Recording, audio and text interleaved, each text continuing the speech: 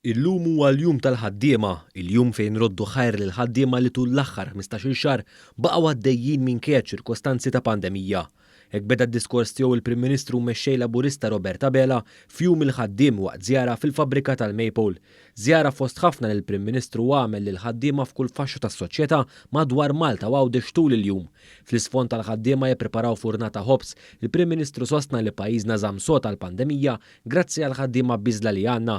Kien għalhekk il-Gvern għamel minn kollox biex isostni u jinċentiva l-ħaddiema fosthom anke biftehim kollettiv war ieħor lill-forzi dixxiplinati ta' pajjiżna u tneħħija tal-ħlas ta' liċenzji ta' negozji mal-Awtorità Maltija għat-Turiżmu għal din is-sena.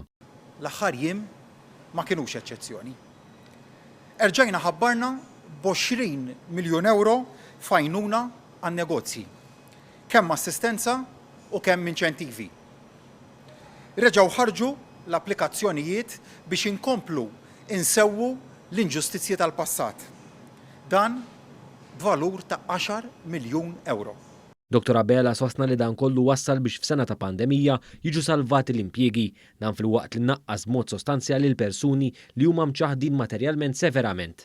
L-att ta' persuni imċaħda materjalment b'mod sever niżel u mhux żdied f'pandemija. U ċ-ċaħda materjali kif tonqos? Tonqos għax insaħħu lill-ħaddiema. Għax il-ħaddiem noħolqulu x-xogħol. Sa din il-ġimgħa stess statistika dwar ix-xogħol reġgħet turiet li pajjiżna żamm taħt kontroll ir-rata tal-qatt tiegħu.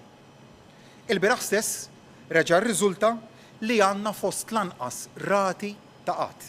Il-Prim Ministru sostna li dan il-Gvern huwa konxu ta' iktar tbatijiet f'pajjiżna u bekk temmejt li se jkompli jibqa' jaħdem biex ikun ta' spalla għal dawn il-persuni. Dak huwa d-dover tagħna bħala Gvern.